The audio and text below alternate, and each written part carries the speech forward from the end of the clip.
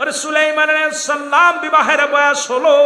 এর সুলাইমান নবীজিকে যে রাজত্বের মধ্যে রাজ সিংহাসনে বসে ডাকতে বললেন, ও রাজা। রাজা ডাকতে বলল, এ মন্ত্রী, এ এমপি, এ আমার প্রজারা শোনো, আমি বিবাহ করব, তোমরা মেয়ে দেখো। জোরে জোরে চিল্লায় বলা যাবে না মারহাবা। যে কথা বলতেছিলাম দিলের কান লাগে শোনো গো। নবী মুসলমান শুনে নাও, এ মুসলমান শোনো। উনি ঘোষণা করলেন যে মেয়েকে বিয়ে করবো 4টা গুণ থাকা লাগবে। কয়টা গুণ? 4টা গুণ। 1 নাম্বার গুণ থাকবে সামানতের খেয়ানতদারি হবে না। 2 নাম্বার সে ব্যক্তি আমলদারি হবে। 3 নাম্বার তার বংশটা ভালো হওয়া লাগবে। যে বংশের ভিতরে বাতিলেরা আছে, এ যুবকেরা তোরা যারা বিয়ে করবি, খোঁজ লবি যত বড় নামাজি হোক, ওই ওহাবিদের কোন জাত যেন ঘরে না আসে। ধরে কোন ঠিক কিনা?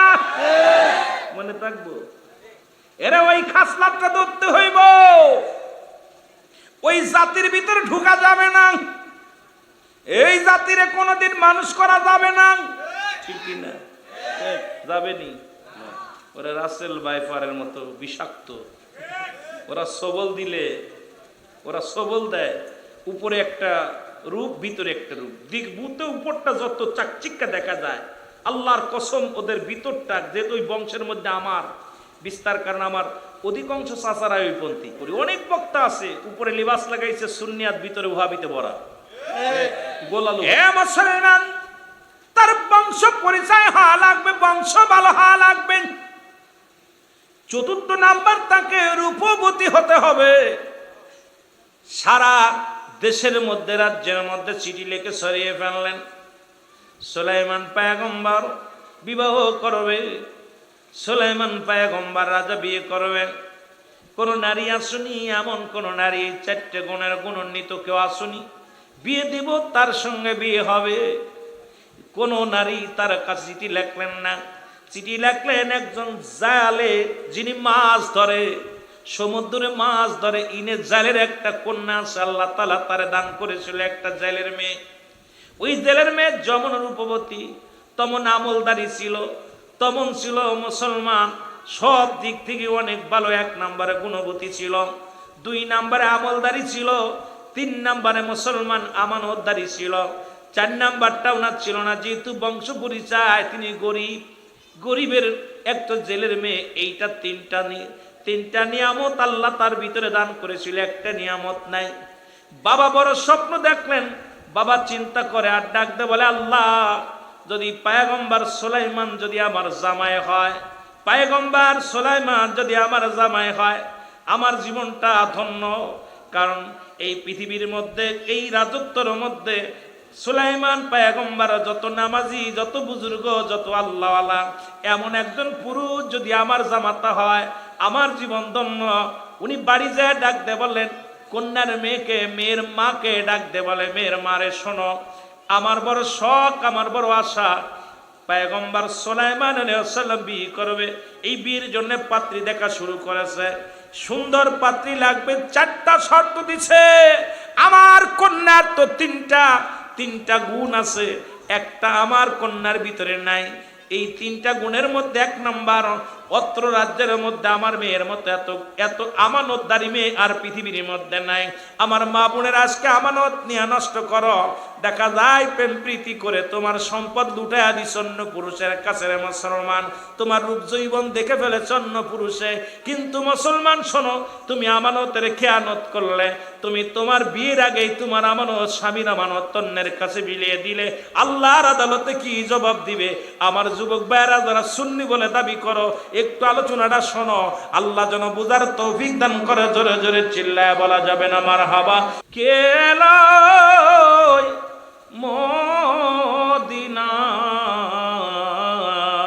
মদিনায় রাসূল নামে বলেন, রে আকাশের চন্দ্র কে রে বলো, আকাশের চন্দ্র কে রে কে আনলো দুনিয়ায় রে রাসূল নামে, বলেন রাসূল নামে কে এলো দুনিয়ায়, বলেন কে এলো দুনিয়ায় রাসূল। দেখি নাই শুনি নাই কোথাও,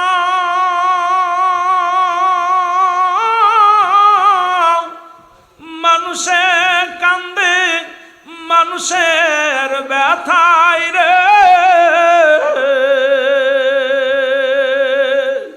ওরে এমন দরদীর কথা বলো, এমন দরদীর কথা শুনলে পরাণ জুড়ায় রে। মেয়ের মার সঙ্গে আলাপ পরামর্শ শুরু করে দিল। জালে মশাই বলে, মেয়েটাকে বিবাহ দিতে যদি পারতাম আমি বাবা হয়ে বড় ধন্য হয়ে যেতাম, আমি বাবা হয়ে পৃথিবীর মধ্যে সবচেয়ে বেশি হ্যাপি হতাম, কারণ একজন আল্লাহওয়ালা জামাতা পাইতাম, একজন আল্লাহওয়ালা বুজুর্গ। শুধু আমি সম্পদের জন্য সুলাইমানকে চাই না, রাজত্বের জন্য সুলাইমানকে চাই না। সুলাইমান পয়গম্বর আল্লাহর একজন প্রিয় মানুষ, সে সদা সর্বদা আমল করে, নামাজ পড়ে, রোজা রাখে, পৃথিবীর মধ্যে সবচেয়ে ভালো আমলগুলো করে। এমন একজন আল্লাহওয়ালা জামাই যদি আমার জীবনে জুটে যেত, আমার কপাল খুলে যেত। জোরে জোরে চিল্লায় বলো সুবহানাল্লাহ। এ ভাইরা আমার, বন্ধুরা আমার, ভিতর থেকে মেয়েটা সব কথা শুনতে পারলেন। বাবা মায়ের কথা শুনিয়া জায়নামাজের মধ্যে বসে বসে মেয়েটাও বলে, পরওয়ারদিগার আলম, আমার ভিতরে তুমি তিনটা গুণ দিয়েছো। এক নাম্বার সৌন্দর্য, 2 নাম্বার তুমি আমার আমানতদারি, আমার আমানত নষ্ট হয় নাই। পৃথিবীর কোনো পুরুষ আমার চেহারা দেখে নাই, পৃথিবীর কোনো বেগানা পুরুষ আমার চেহারা দেখতে পারে নাই, আমি আমার স্বামীর আমানত নষ্ট করি নাই। এ পরওয়ারদিগার আলম, শুধু একটা গুণ আমার ভিতরে নাই, সেটা হলো আমরা গরিব মানুষ, আমাদের বংশ, আমার বংশ হলো আমার আব্বা জান মাছ মারে, মাছ ধরে জেলে। সুতরাং আল্লাহ যদি সুলাইমান পয়গম্বর আমার স্বামী হতো, আমার জীবনটা ধন্য হয়ে যেত। আমি পৃথিবীর মধ্যে আমি বিবি হিসেবে সুলাইমান নবীরে যদি একবার পাইতাম, আমার পৃথিবীর মধ্যে আর কোনো পা নাই, চা নাই, পৃথিবীর কোনো ধন সম্পদ চাই না, বাড়ি চাই না, গাড়ি চাই না। এমন একজন বুজুর্গওয়ালা আল্লাহওয়ালার স্ত্রী যদি হতে পারতাম, আমার জীবনটা ধন্য হয়ে যেত। জোরে জোরে চিল্লায় বলা যাবে না সুবহানাল্লাহ। সুলাইমান পয়গম্বরের কাছে চিঠি লিখলেন। চিঠিখানা শত শত মানুষ বীর পয়গম নিয়ে গিয়েছিল, কোনো চিঠি আসে নাই। সুলাইমান নবীর মুখটা বড় মলিন। সুলাইমান ডাকতে বলে, সুলাইমান পয়গম্বর সুলাইমান ডাকতে বলেন, হে মন্ত্রী, হে পেশাব, তোমরা কি কোনো নারীর সন্ধান পেলে না? এই 4 গুণে গুণান্বিত কোনো নারী আমার রাজ্যের মধ্যে নাই, আমার মহল্লার মধ্যে নাই। বলো, হুজুর একটাও পত্র পায় না, একটাও চিঠি পায় নাই। তবে একটা চিঠি পেয়েছি, যদি আপনার সামনে অভয় দেন তাহলে বলতে পারবো। সুলাইমান পয়গম্বর বললেন, কি সেই অভয়, তুমি কি চাও বলো। বলে, হুজুর এই রাজ্যের মধ্যে কোনো মেয়েই তো বিয়ের জন্য রাজি হয় নাই, আপনার কাছে চিঠি লেখে নাই, একটা পত্র আইছে, 3টা গুণ তার মধ্যে আছে, একটা গুণ তার মধ্যে নাই। সেই গুণটা হলো, বলে কি সেই গুণ বলো। বলে সেই গুণটা হলো, সে কোনো ধনাঢ্য ব্যক্তির মেয়ে নয়, কোনো বংশগত মানুষ বংশের মেয়ে নয়, সে একজন জালে মাছ ধরে, সেই জালের মেয়ে আপনাকে বিয়ে করার জন্য প্রস্তাব দিছে, চিঠি পাঠাইছে। এই চিঠিখানা মুসলমান গভীর মনোযোগ পয়গম্বর সুলাইমানের হাতে, উনি ডাক দিয়ে বলেন, দেখি দি চিঠিখানা। এই চিঠিখানা হাতের মধ্যে নিয়ে মুসলমান পয়গম্বর সুলাইমান টান দিয়ে ছিঁড়ে ফেলে দিয়ে বললেন, তোমরা কি অফার নিয়ে আসছো আমার জন্য? রাজ্যে আমি অর্ধ রাজ্যের মালিক, আল্লাহ আমারে বানায় দিছে এই পৃথিবীর মধ্যে বড় বাদশাহী, আর আমি একজন জেলের মেয়ে বিয়ে করব। ভিতরে একটা অহংকার ঢুকে গেছে, রেওয়া ঢুকে গেছে। মুসলমান কবির মনোযোগ, সঙ্গে সঙ্গে ওই পত্রখানা ছিঁড়ে ফেলেছে। আমার আল্লাহ তাআলা সুলাইমানের উপরে বড় গুসা হয়ে গেছে। জোরে জোরে চিল্লায়া বলা যাবেন আল্লাহু আকবার। আমার ভাইরা, আমার বন্ধুরা, চিঠিখানা যখন ছিঁড়ে ফেললো, পত্রখানা যখন ছিঁড়ে ফেললো, কয়েকদিন যাইতে যাইতে রাজ দরবারে বিশাল একটা অনুষ্ঠান। ওই রাজ দরবারের প্রধান অতিথি হলো সুলাইমান পয়গম্বর। আর দুষ্ট জিন সবসময় মুসলমানদের ভালো চায় না। ও মুসলমান, ভালো মানুষের ভালো মঙ্গল, খারাপ মানুষ খারাপ জিন জাতিও চায় না। মুসলমান শুনে নেন, অসংখ্য জিন বশ করে রাখতেন সুলাইমান পয়গম্বর। পয়গম্বর সুলাইমান, ওই রাজ্যে ছিল একজন দুষ্ট জিন। সুলাইমানের জরুরাত, দুনিয়ার জরুরাতের জন্য উনি বললেন, রাজসভা শুরু হয়ে গেলেন। উনি বললেন, আমি একটু জরুরাতে কাজে যাই, 2 নম্বরে আমি একটু বাইরে যাব, এখান থেকে সুযোগ করব।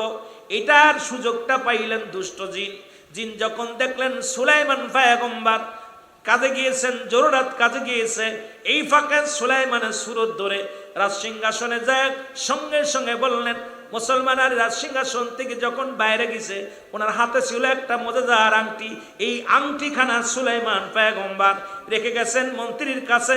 মন্ত্রী যখন এই আংটিখানা ধরেছিলেন, এসেই দুষ্ট জিন বলে, তাড়াতাড়ি আংটিটা দাও।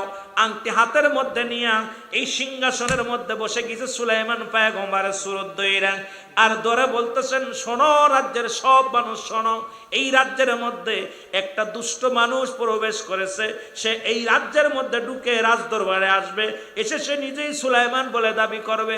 এই দাবি করার পর সে নিজেই বলবে, আমি সুলাইমান, এই কথা বলে দাবি করবে। তোমাদের কাছে আমার একটা দাবি, এই লোকটা যখন ভিতরে প্রবেশ করবে, তাকে তোমরা বিচার করবে, তার বিচারে আওতায় আনবে, তাকে খবরদার ঢুকতে দিবা না। কারণ এই লোকটা কিন্তু সুলাইমান পয়গম্বর বলে দাবি করবে, খবরদার তারে কিন্তু মেনে নিবা না। জোরে জোরে চিল্লায়া বলা যাবেন আল্লাহু আকবার। যে কথা সেই কাজ। মুসলমান শোনো, পয়গম্বর সুলাইমান কি করলেন? এ মুসলমান শোনো, এদিকে উনি বাইরে থেকে জরুরাত শেষ করে অজু করে পুত পবিত্র হয়ে যখন ভিতরে ঢুকলেন, প্রহরীরা বাধা দিলেন। দেখে সুলাইমানের চেহারা, পয়গম্বর সুলাইমানের চেহারা আর আগে যে বসে আছে রাজসিংহাসনে একই রকম চেহারা। আল্লাহু আকবার বলেন, একই রকম চেহারা। উনি বলে, প্রহরীরা বলে, দাঁড়ান, আপনি কে? আমি তোমাদের নেতা, তোমাদের রাজা।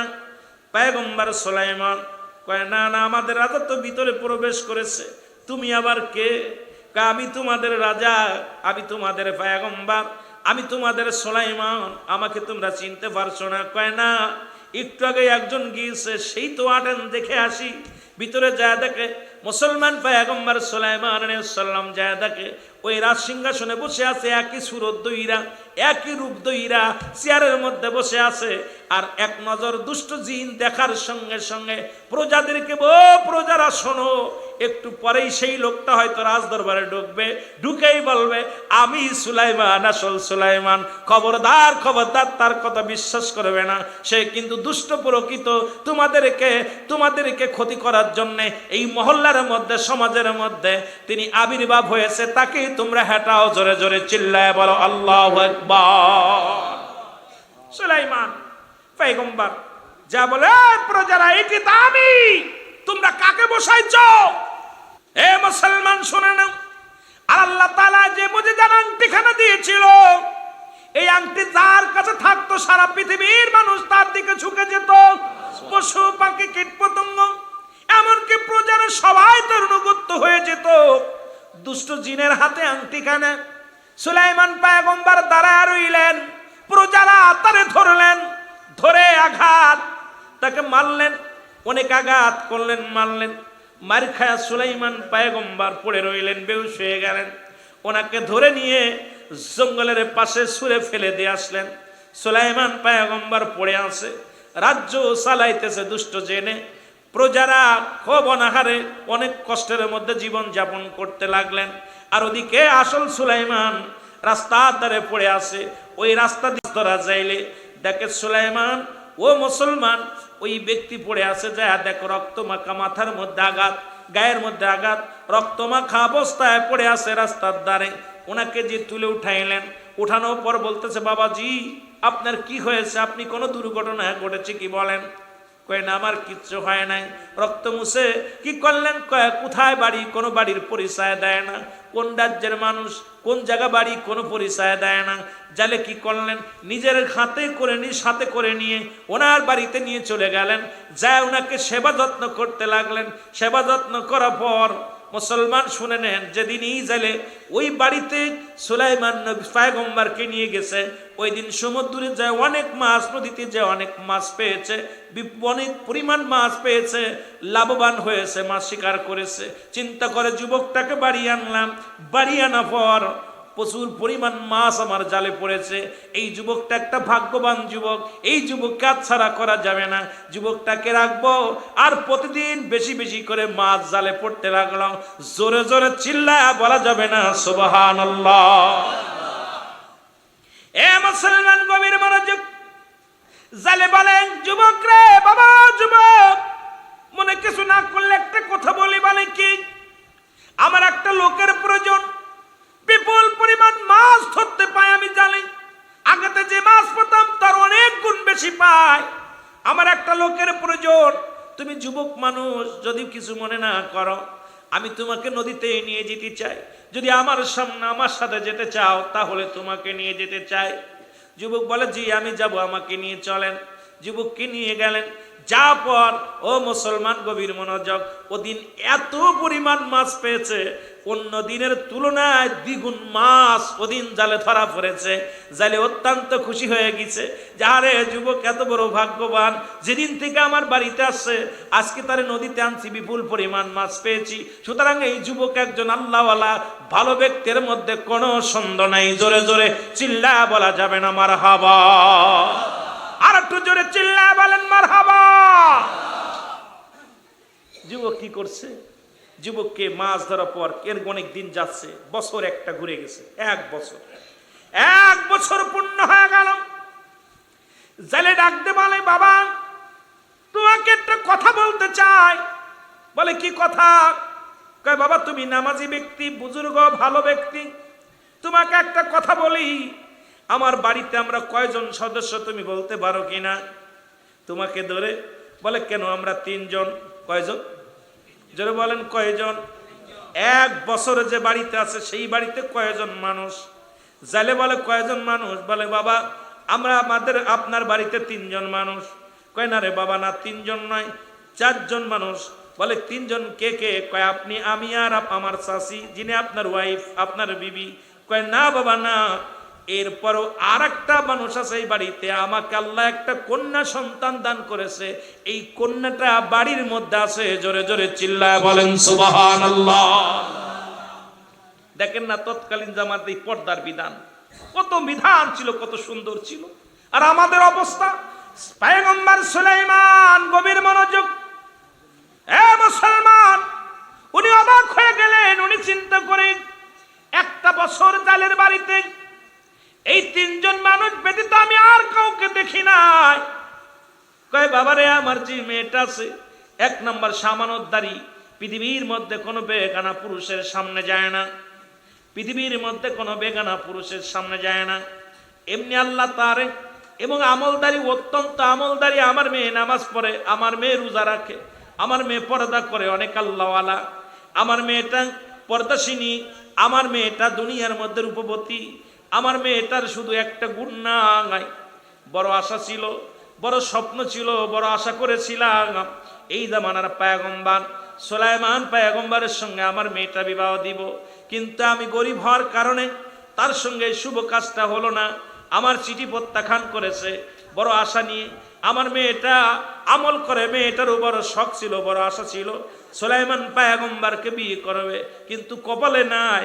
বাবা যদি মনে কিছু না করো, আমার ওই সতী সাথী নারী আমানতদারি মেয়েটাকে যদি তুমি মনে না কিছু না করো, আমার কন্যার সঙ্গে তোমার বিয়ে দিতে চাই, যদি তুমি রাজি হও তাহলে বাবা আমার কন্যার সঙ্গে তোমার বিয়ে দিব, যদি রাজি থাকো বিয়ে পড়ায়া দিব। জোরে জোরে বলেন সুবহানাল্লাহ। সুলাইমান পয়গম্বর চিন্তা করে বিয়ে তো করাই লাগবে, রাজ্য তো গেছে, সবই তো চলে গেছে, বিয়ে শাদী তো করাই লাগবে। তো যেহেতু গুণবতী, আমানতদারি, আমলদারি, যদিও বংশ জেলের বংশ, এ মুসলমান, তারপরেও যেহেতু আল্লাহ বিয়ে করবো, উনি রাজি হয়ে গেলেন, বিয়ে রাজি হয়ে গেলেন। সুবহানাল্লাহ বলেন না আর একটু জোরে। বিবাহ হয়ে গেল, জেলের মেয়ের সঙ্গে সুলাইমান পয়গম্বরের বিয়ে হয়ে গেল।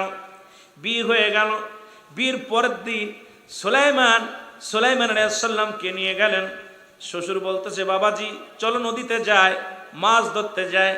নিয়ে গেলেন ওদিন যেদিন বিয়ে পড়াইলেন, ওদিক যখন জাল পেতেছে এত পরিমাণ মাছ ধরেছে, ওই মাছ উঠানোর ক্ষমতা নাই, জালে এত, প্রতিটা জালের করার মধ্যে এত পরিমাণ মাছ ধরেছে।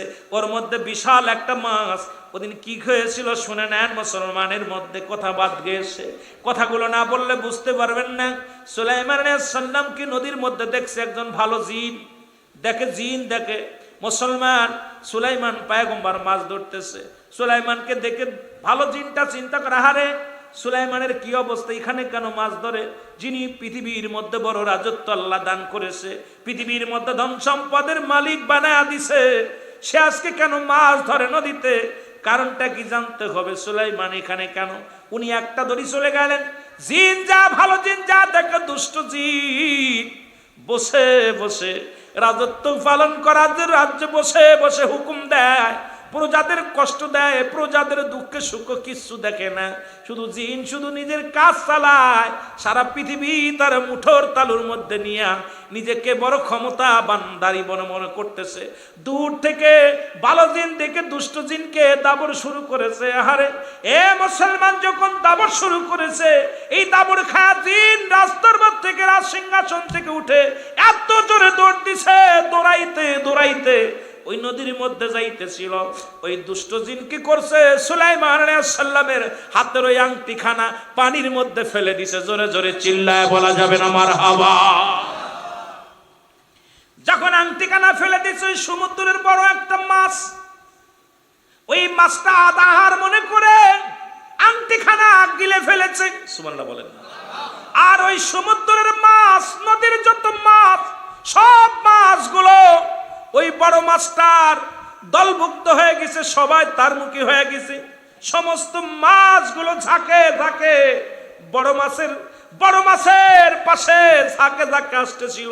আর যখন সুলাইমান নবীকে নিয়ে মুসলমান জালে যখন জাল ফেলছে, আর ওই জালের ফেলার সঙ্গে সঙ্গে ওই বড় মাছটা, যে মাছটা আংটিখানা খেয়েছে, মুজেজার আংটিখানা, ওই আংটিখা মাছটা ও মুসলমান সামনে হাজার হাজার মাছ এসে জালের মধ্যে পড়ে গিয়েছে।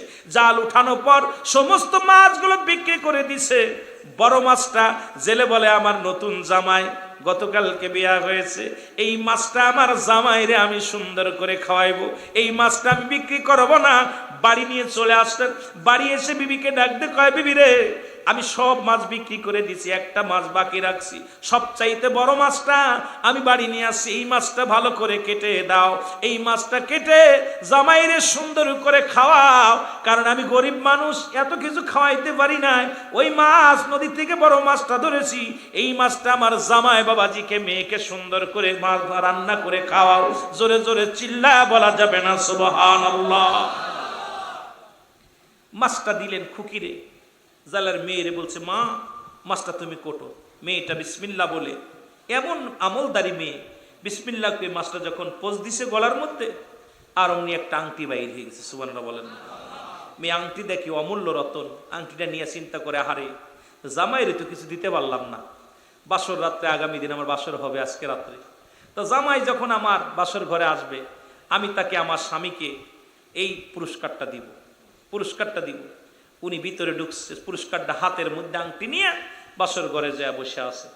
সুলাইমান পয়গম্বর সন্ধ্যার পরে রাত্রে ইবাদত বন্দেগী করে যখন ঘরের মধ্যে আপনার বাসর ঘরে গেছে, বিবিকে সালাম দিছে, আসসালামু আলাইকুম, বিবি ভালো আছো? বিবির সালামের উত্তর দেওয়ার পর বলতেছে, বিবি আজকে তোমার কাছে একটা কথা জানতে চাই, বাসর রাত্রে সত্য করে বলবা, তুমি কোনো প্রেম টেম করছো নি, কোনো ভালো কারো মন দেওয়া নেওয়া করছো নি? বিবি বলে, স্বামীরে হ্যাঁ, আমি একজনকে মন দিয়ে ফেলেছিলাম। সুবহানাল্লাহ বলেন না, আরো জোরে বলেন না।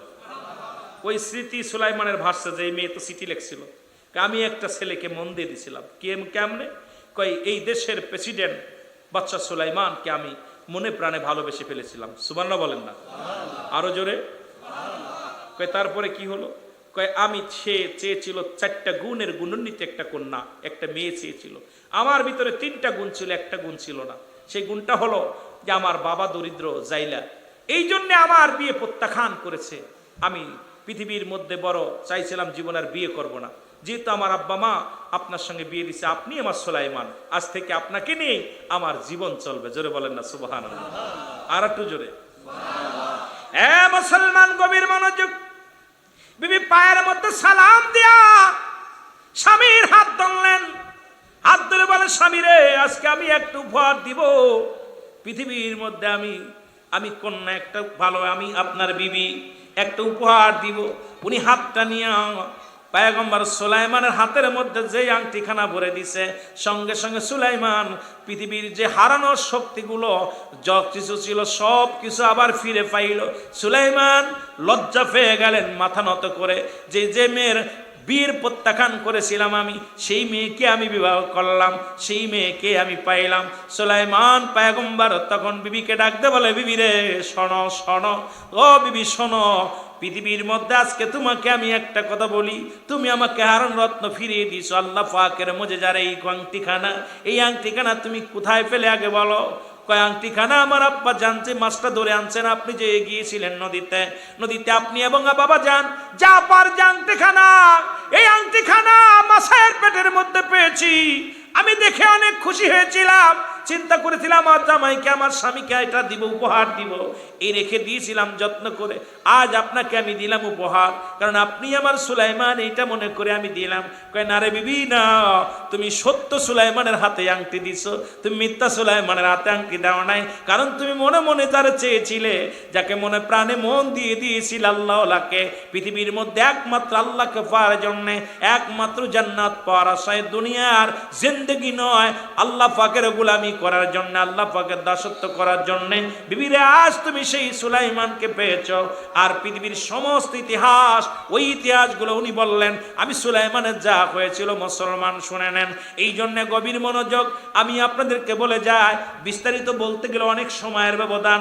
আল্লাহ পাক যখন নিয়ত করবেন, ভালো নিয়ত, ভালো সই নিয়ত করবেন, সুন্নি ভাইরা সুন্নি থাকার চেষ্টা করবেন, সুন্নি নারীকে বিবাহ করার সৃষ্টি নিয়ত করবেন, আমলদারি আমানতদারি মেয়েকে বিয়ে করার চেষ্টা করবেন, আল্লাহ মেয়েদেরকে বিয়ে করার চেষ্টা করবেন। ও আমার মারা শুনে নাও, তোমরাও পৃথিবীর মধ্যে আল্লাহ ওই ছেলেটাকে বিয়ে করার জন্য চেষ্টা করবা, কোন দাউস নয়, পৃথিবীর মধ্যে কোন দাউস মেয়ে দাউস ছেলেকে বিয়ে করার চেষ্টা করবেন না। পৃথিবীর মধ্যে রিক্সা চালক, ভ্যান চালক হোক, ভ্যান চালক হোক, নবীর প্রেমিককে বিয়ে করো। মুসলমান নয়, একজন আদর্শবান পুরুষকে বিয়ে করো, হালাল খোর বান্দাকে বিয়ে করো, হালাল খোর বান্দিকে বিয়ে করো। দুনিয়াতেও শান্তি পাবে, আখিরাতেও শান্তি পাবে। আল্লাহ বুঝার তৌফিক দান করো। সকলে চিল্লায়, জোরে জোরে চিল্লায় বলেন আমিন। একটু নবীর ভালোবাসা জুব্বার মধ্যে নয়, নবীর ভালোবাসা ঢুকাও অন্তরের মধ্যে। আজকে সুন্নি ভাইরা নবীর ভালোবাসা অন্তরের ভিতরে ঢুকানোর কারণে নবীর নামে তারা পাগল ফারাপর। সুন্নি ভাইরা নবীর ভালোবাসা হৃদয়ের ভিতরে ঢুকানোর কারণে বাড়ি ছেড়েছে, ঘর ছেড়েছে, সংসার ছেড়েছে, নবীর নামে পাগল পারাপার হয়ে গেছে। জোরে বলেন ঠিক কিনা? আরো জোরে বলেন। যে কথা বায়ানী সাহেব বলতেছিল, মুসলমান শোনে, একটা হলো ঈমান আর একটা হলো আমল। এ ভাই, একটা হলো আমল, একটা হলো ঈমান। রুহুবিহীন বডির যেমন মূল্য নাই, ঈমানবিহীন কোনো আমলের মূল্য নাই। রুহুবিহীন বডি যেমন, এই পৃথিবীর মধ্যে মানব দেহের অমূল্য সম্পদের নাম হলো ঈমান, আর ব্যক্তির জীবনের অমূল্য সম্পদের নাম হলো মুসলমান রুহু। এই মুসলমান শুনে নেন, ব্যক্তির জীবনের অমূল্য সম্পদের নাম রুহু। এর সব জায়গায় হাত আছে, পা আছে, চোখ আছে, সব কিছু ঠিক আছে, রুহুটা নাই, এই বডির কোনো দাম নাই, ঠিক কিনা? আছে না মিছে? সব ঠিক আছে, অঙ্গ প্রত্যঙ্গ সব ঠিক আছে মুসলমান, শুধু রুহু জিনিসটা নাই, এই বডির কোনো মূল্য নাই। কিন্তু পাওয়া না থাকলেও চলবে, হাত না থাকলেও চলবে। কত মানুষের হাত নাই, কত মানুষের চোখ নাই, কত মানুষের কান নাই, কত মানুষের একটা হাত নাই, পা নাই, মুসলমানের অঙ্গহীন। মুসলমান তবু রুহু থাকার কারণে ওই ব্যক্তি জিন্দা, ওই বডির দাম আছে। মুসলমান ইমানবিহীন কোনো আমলের মূল্য নাই। এখন আজকে আমাদের সমাজে ইমান আছে, আমল নাই। ইমানটার আগে বুঝতে হবে, যেটা বায়ানি ভাই বোঝাইতেছিল, মুসলমান শুনে নাও গভীর মনোযোগ। ইমান, নামাজ পড়েছেন এটার নাম আমল, রোজা রাখছেন এটার নাম আমল, পাগড়ি বাঁধছেন এটার নাম আমল, হজ করেছেন এটার নাম আমল, যাকাত দিছেন এটার নাম আমল। পৃথিবীর মধ্যে আমল করেছেন, কিন্তু ঈমান নাই। ঈমানটা হলো নবী মুহাম্মদুর রাসূলুল্লাহ সাল্লাল্লাহু আলাইহি ওয়াসাল্লাম। যার ভিতরে নবী নাই, ওই ব্যক্তির আমলের কোনো দাম নাই। জোরে জোরে বলেন ঠিক কিনা? তোর নাম শুনিয়া হইলাম গো পাগল, দিদার পাইলাম না তোমার নাম।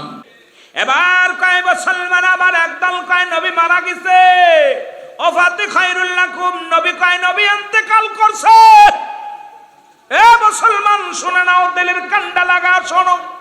নবী কয় উম্মতিরা শোনো, এই দুনিয়া থেকে বিদায় নিলাম এটা উম্মতের কল্যাণের জন্য। নবী দুনিয়াতে আসছে নবী উম্মতের কল্যাণের জন্য, আবার দুনিয়া থেকে বিদায় নিছে নবী উম্মতের কল্যাণের জন্য। নবী কয় উম্মতিরা রে, এই দুনিয়া থেকে বিদায় নেওয়াটা আমার উম্মতের জন্য, তোমাদের জন্য। কোন উম্মত পৃথিবীর মধ্যে যদি কোনো ভালো কর্ম করে, আমি নবীর সঙ্গে সঙ্গে আল্লাহর দরবারে প্রশংসা করি উম্মতের হইয়া। আল্লাহ চট্টগ্রামের জমিনের অমুক ব্যক্তি তমুক ব্যক্তি জান্নাতের বাগান সাজাইয়া, ওই জান্নাতের ভিতরে দুরূদ পড়েছে, মিলাদ পড়েছে, কিয়াম করেছে, দোয়া করেছে, কোরআন তেলাওয়াত করেছে, ভালো কর্ম করলে, নামাজ পড়েছে, রোজা করেছে, জিকির করেছে, সঙ্গে সঙ্গে আল্লাহর দরবারে প্রশংসা করে আমার নবী। আরে আমার নবী ডাকতে কয় মুসলমান, মামায়াতি খায়রুল লাকুম, নবী কয় উম্মতিরা শোনো, নবী কয় উম্মতিরা গো, যদি পৃথিবীর মধ্যে কোন উম্মত গুনাহের কাজ করে, সঙ্গে সঙ্গে আমি নবী, আমি আল্লাহর দরবারে ইস্তিগফার করি আর বলি, আল্লাহ অমুক গ্রামে অমুক ব্যক্তি গুনাহ করেছে, তুমি তারে মাফ করে দাও। সুতরাং এমন নবী কয়জন পৃথিবীর মধ্যে পাবি? এমন নবী নসিব গুণে ভাগ্য গুণে একজনকেই পেয়েছি রে মুসলমান। কি কান্দে কার জন্য এই পৃথিবীর মধ্যে থেকে কানলেন নবী, পৃথিবীর মধ্যে সে কানলেন উম্মতের মায়ায়। পৃথিবী থেকে বিদায় নিয়ে শুয়ে আছে উম্মতের মায়ায় কান্দে, জোরে জোরে চিল্লায়া বলা যাবে না মারহাবা। এই বাতিলদের আমরা বুঝাইতে পারি না, এই বাতিলেরা শোন, কারণ আমার নবী কয় আমি ওফাত হয়েছে, আমি ইন্তেকাল করেছি, বিদায় নিছি, এটা আমার উম্মতের কল্যাণের জন্য। যদি কল্যাণ না থাকতো আমি নবী বিদায় নিতাম না, কারণ এপারে উম্মতিদের শান্তির জন্য এসেছি, ওপারেও শান্তির জন্য আমি ঘুমায়া গেছি, কারণ ওখানে আমার উম্মতিদেরকে আমি নিয়ে যাব জান্নাতে। জোরে বলা যাবে না মারহাবা? আরো জোরে বলেন না মারহাবা? আরে এমন নবীর প্রশংসা করলে ভালো লাগে কি লাগে না? কথা বলেন, লাগে কি লাগে না? আহা বুকারাম, এই বুকাদেরকে কি খায়া কিতাব পড়ছে, কি খায়া কোরআন পড়ছে, হাদিস পড়ছে, বুঝি আসে না, বড় কষ্ট লাগে।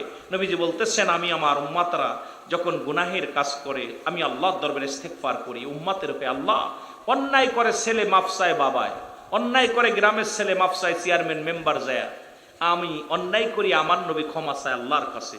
এই পৃথিবীর মধ্যে এমন নবী ভাগ্য গুণে নসিব গুণে একজন পেয়েছি। জোরে বলেন ঠিক কিনা? আরো জোরে বলেন ঠিক কিনা? ওরে মানব বেশে কে আইলো রে, কে আইলো ওই মদিনায়, এর সদাই নবী কান্তেন বসে উম্মতের বেদনায়। মানব বেশে কে আইলো রে, কে আইলো ওই মদিনায়, মায়া কোলে নবী সিজদায় কান্দে উম্মতি মায়া মেনার কোলে নবী কান্দেন নবী ইয়া উম্মতি শিশু নবী কাঁদছেন সেদিন শিশু নবী কাঁদছেন সেদিন উম্মতের বেদনায় মানব বেশে কে আইলো রে কে আইলো ওই মদিনায় জান্নাতের আশায় নবী ফুরিয়াত করে নাই একদিনও কাঞ্চন সদাই উম্মতের মায়ায় কাঞ্চন সদাই উম্মতের মায়ায় উম্মত না যাই জন দোজকে হায় মানব বেশে কে আইলো রে কে আইলো ওই মদিনায় ওরে সিজদায় পড়ে কাঁদছেন নবী সিজদায় পড়ে কাঁদছেন নবী উম্মতের বেদনায় মানব বেশে কে আইলো রে কে আইলো ওই মদিনায় আর নবীবিহীন আল্লাহ পাওয়া যাবে না। এই জন্য আমার ফতুয়া হলো নবীকে মাইনাস করে যারা আল্লাহকে পাইতে চায় এরা কি কাফের? এতদিন কাফের দেখছেন আল্লাহ আল্লাহ কাফেরদের আগে চিনা লাগবে। এরা দাড়ি টুপি জুব্বা পাগড়ি সব ঠিক আছে, নবীজির লিবাসগুলো সব ঠিক আছে, কিন্তু অন্তরের ভিতরে নবী নাই, অন্তরের ভিতরে নবীর দুশ্মনে রাসূল। ওই জামানায় ছিল একদল আমিনান নাস, মানুষের মধ্যে মায়া করু, তারা বলবে আমান্না তার ঈমান আনছে বিল্লাহি আল্লাহর প্রতি অবিলাউমিল আখির আখিরাতের প্রতি বিশ্বাস স্থাপন করছে মা মুমিনিন। একদল ছিল তারা মুমিন ভেসে রাসূলের কদমে যেতেন, মুমিন সেজে মুত্তাকিন সেজে। আমাদের বাংলাদেশে চট্টগ্রামের জমিনে একদল লিবাসদারি বলে আমরা ইসলামের ধারক বাহক, ইসলামের রাহবার। আল্লাহর কসম তাদের ভিতরে নবী নাই, এরা হলো দুশ্মনের রাসূল। জোরে বলেন ঠিক কিনা? এরা হলো দুশ্মনে। আজকে আমাকে মোবাইলে একজন চট্টগ্রামের এক ভাই খুব গালাগালি করলো। আমার মেহেদি হাসান ধরছে, আমার আপনাদের যে ইসলামী ওয়াজ টিভির মালিক উনিও ধরছে ফোনটা। আমি অসুস্থ, কথা বলতে পারতেছি না। উনি আমার এমন যারা আমাদের অমকের অমক কথা বলছেন, অমকের অমক কথা বলতেছেন। ঘটনাটি কি? আপনারা দুশ্মনের রাসূল না আমরা দুশ্মন? আরে দুশ্মনের রাসূল যারা নবীর তাবারকরে যারা পায়খানার সঙ্গে তুলনা করতে পারে, আমার নবীর মিলাদ কিয়ামের বিরোধিতা করতে পারে, আমার নবীর নূরের বিরোধিতা করতে পারে, নবীর হাজের নাজরের বিরোধিতা যারা করতে পারে, আমার নবীকে সাধারণ পাবলিক যারা মনে করতে পারে, এদের সঙ্গে আমাদের কোনো আপোষ, এদের সাথে কোনো সম্পর্ক মনে থাকবো? সে যত বড় কুতুব হোক। জোরে বলেন ঠিক কিনা? আর ঈমান যার ভিতরে নাই, কিসের আমল? যার ভিতরে রূহ নাই, ওই বডির কোনো মূল্য নাই। জোরে বলেন ঠিক কিনা? আজকে দেখলাম বরগুনার জমিনে আমার সবচেয়ে কষ্ট লাগলো, বরযাত্রী খাওয়ার জন্য যাইতেছিল গতকাল, আজকে দেখলাম নেটের মধ্যে যে একই ইসের ভিতরে 11 জন না 10 জন দুনিয়া থেকে বিদায় হয়ে গেছে বেলি ব্রিজ ভেঙে। তাল্লা কখন এই মানুষগুলো দেখতেছি শোয়ায় রাখছে, সুন্দর বডি ফিটনেস সব ঠিক আছে, বাতাসটা না থাকার কারণে কথাও বলতে পারছে না, উঠতেও পারছে না, খানাও খাইতে পারছে না, শোয়ায় রাখছে। ঠিক কিনা? তদ্রূপ আপনার আমার জীবনের যদি নবী না থাকে, কিসের নামাজ, কিসের রোজা, কিসের হজ, কিসের যাকাত, সব কিছু বরবাদ হয়ে যাবে। আগে লাগবে আমার নবী। জোরে বলেন ঠিক কিনা? আরো জোরে বলেন ঠিক কিনা?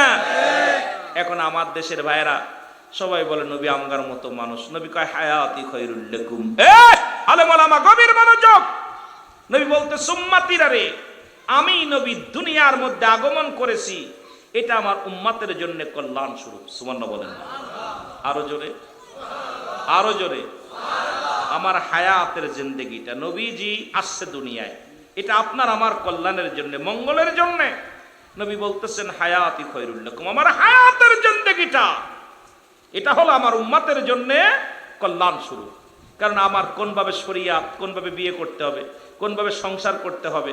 আমার নবী বলতেছে, আমার উম্মাতিরা তোদের সঙ্গে আমি কথাবার্তা বলেছি, তোমাদের মতো চলাফেরা করেছি, তোমাদের সঙ্গে ব্যবসা বাণিজ্য এগুলো করেছি, শুধু আমার উম্মাতের কিসের জন্য? আমার উম্মাতের কল্যাণের জন্য, মঙ্গলের জন্য। আমার উম্মাতিরা কি করবে, আমার আদর্শ কি, আমার উম্মাতের আদর্শ হবে কি, এটা বোঝানোর জন্য আল্লাহ তাআলা আমাকে নবী, এই আমি নবীকে মানব রূপে এই মানুষের মধ্যে পাঠিয়েছে। জোরে বলা যাবে না মারহাবা? আরো জোরে বলা যাবে না মারহাবা? এখন ওদের ধারণা, আরে ওই নবী হয় কেমনে, বিয়ে করছে, ছেলে ছিল, মেয়ে ছিল, পরিবার পরিজন ছিল, রাজনীতি করছে, সংসার করছে, আবার নবী আমগার মতোই তো। নবীও মানুষ, আমরাও মানুষ। নবীরা হলো গুনাহ থেকে মুক্ত, আমরা গুনায় যুক্ত। জোরে বলেন ঠিক কিনা? কে মুক্ত? আমরা গুনায়। নবীরা হলো মাসুমের মাসুম, আমরা হলাম গুনাহ মার্কা মানুষ। এই ব্যাককলদের আমরা বুঝাইতে পারি না। মদিনার মাটিও মাটি, বাংলাদেশের মাটিও মাটি। মদিনার মাটি গায়ে লাগলে গুনাহ ঝরে যায়। বাংলাদেশের মাটি তাবিজ বানাইয়াও যদি নিয়ে রাখেন গলায়, সারা জীবন ভরে শরবত বানাই খাইলেও একটা গুনাহ মাফ হইব, হইব নি? কথা বলেন। অথচ মদিনার মাটি গায়ে লাগলে কি ঝরে? জোরে বলা যাবে না কি ঝরে? এখন মদিনার মাটিও মাটি, আর বাংলাদেশের মাটি মাটি। বেশ কম আছে কিনা? আমি অল্প বুঝাইতেছি, কথা বুঝেন। বোঝেন না আমার কথা? বোঝেন? মদিনার মাটিও মাটি, বাংলাদেশের মাটিও মাটি। মাটি কিন্তু ঠিক আছে, বেশ কম আসেনি? কথা কন। এক মাটি গায়ে লাগানোর জন্য লক্ষ টাকা খরচ করে, আর এক মাটি গায়ে লাগলে চুলকানি রোগ হয়। বাংলাদেশের ময়লা আবর্জনায় ধুলাবালি লাগলে গায়ে কি হয়? কথা কয় না, কি হয়? চুলকানি হয়। আর মদিনার মাটি গায়ে লাগলে, কথা বলেন, কি ঝরে? মদিনা শরীফের পাথরে চুমা দিলে গুনাহ মাফ হয়। যেটা বলেন ঠিক কিনা? আর আপনাদের কত সুন্দর রেল স্টেশন আপনার চট্টগ্রামে। আমি একবার টিকিট কেটে এখান থেকে আপনার সিলেট গিয়েছিলাম। তা আমার বাবারা এই সিলেট সুন্দরভাবে ভালো পাথর দিয়ে সাজায় সাজায় রাখছে একদম ভালো করে। এই পাথরের মধ্যে চুমা দিলে সোনার গন্ধ কয়, প্রস্রাবের গন্ধ কয়। রেল স্টেশনের পাথরে বাড়ির পাশে চুমা দিলে, ওই পাথরে চুমা দিলে কয় প্রস্রাবের গন্ধ, আর মদিনার পাথরে চুমা দিলে গুনাহ মাফ হয়। পাথরে পাথরও বেশ কম। জোরে বলেন ঠিক কিনা? কথা বলেন ঠিক কিনা? প্রিন্সিপালে বেশ কম, আলেমে আলেমে বেশ কম, বেশ কম আছে। আজকে সারা পৃথিবীর মধ্যে নবীতে নবু বেশ কম আছে। আদম থেকে শুরু করে আখিরি নবী রাহমাতুল লিল আলামিন পর্যন্ত যত নবী আছে, সমস্ত নবীদের ইমাম হলো রাহমাতুল লিল। আপনারা দিন ইসলাম বলার আগে নারায়ে রিসালাত বলতে হবে। নবী যদি না থাকতো কিসের ইসলাম? ইসলাম চিনাইলো যিনি, ইসলাম যার উপর আসলো তাকে আগে চিনার দরকার আছে কিনা? আর একটু জোরে বলেন, আছে কিনা? যার ওসিলায় মিষ্টি খাও, মোল্লা চেনো না। আগে মোল্লা না চিনা এই দুনিয়ার মধ্যে ইবাদত বন্দেগী কইরা শান্তি পাবা না। শান্তি পাইতে হলে মদিনায় দৌড়াও। জোরে বলেন ঠিক কিনা? ও মদিনার মাটি রে, তুই যে বড় খাঁটি রে, বলো মদিনার তুই যে বড়, তোর বুকেতে শুয়ে আছে আমার নবী মুস্তাফা। যার সুয়াতে ধন্য হইল সোনার মদিনা, হার যার সুয়াতে ধন্য হলো ও মদিনার মাটি রে, তুই যে বড় খাঁটি রে, বলো তো মদিনার তুই যে বড়, তোর বুকেতে শুয়ে আছে আমার নবী মুস্তাফা। সুবহানাল্লাহ বলেন না? জায়গার দাম বাড়ছে ব্যক্তির কারণে, জায়গার দাম বাড়ছে ব্যক্তির কারণে। ইসলামের দাম বাড়ছে নবী। তা নবী চিনিস না কিসের ইসলাম? কথা কই না? নবী চিনিস না কিসের ইসলাম? আমার নবী চিনতে হবে আগে, তারপরে চিনতে হবে ইসলাম। ইসলাম চিনার আগে নবী চিনতে হবে, নবী চিনে ইসলাম চিনতে হবে, তাহলে চিনা যাবে। এই জন্য নবীর দাম, নবীর শান, নবীর মান। এই জন্য সুন্নিরা নবীর জন্য পাগল। আমাদেরকে কয় বেদাতি। কি বললো কিচ্ছু যায় আসে না। নবীর ভালোবাসার কারণে বেদাতি হইতে পারি, ঘর ছাড়তে পারি, বাড়ি ছাড়তে পারি, সংসার ছাড়তে পারি, এমনকি মৃত্যুকে হাসি মুখে বরণ করে নিতে পারি, তবে নবী ছাড়তে রাজি নেই। কথা বলেননি? নবী ছাড়তে রাজি নয়। জোরে বলেন ঠিক কিনা? রাজি আছেন তো? রাজি আছেন? তাহলে আগে লাগবে কে?